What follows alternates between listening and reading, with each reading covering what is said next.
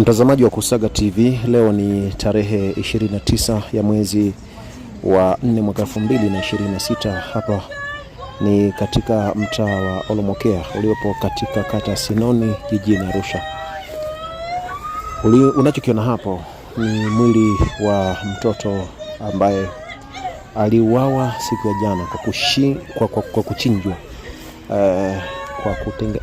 kwa kutenganishwa shingo pamoja na kiwiliwili majira kama ya saa 12:30 hivi za jioni.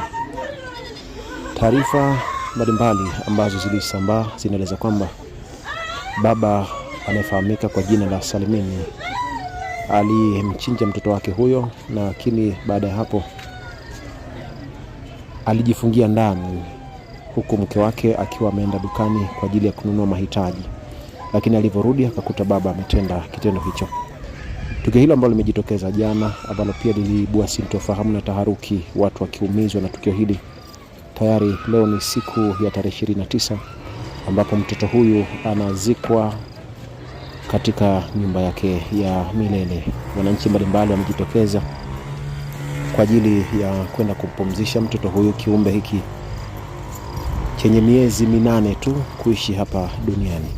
Lakini tulizungumza na mama yake mzazi ambaye utasikia katika mahojiano yetu mbalimbali, akieleza kwamba Bwana Salimini ambaye ndiye baba mzazi wa mtoto huyu si mara ya kwanza kutaka kumuua mtoto wake,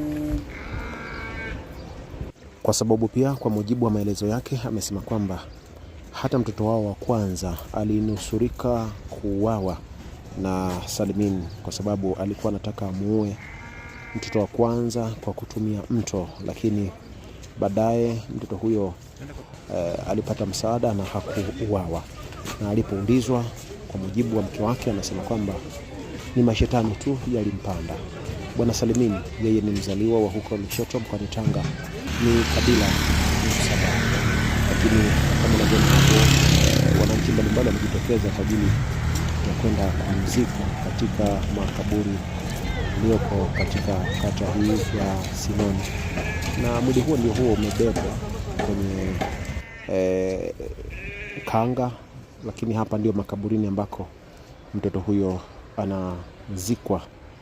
Apumzika kwa amani mtoto huyu mdogo ambaye hana hatia. Lakini kwa Arusha hili sio tukio la kwanza la namna hii la watoto kuchinjwa. Hili ni tukio la 3 kujitokeza.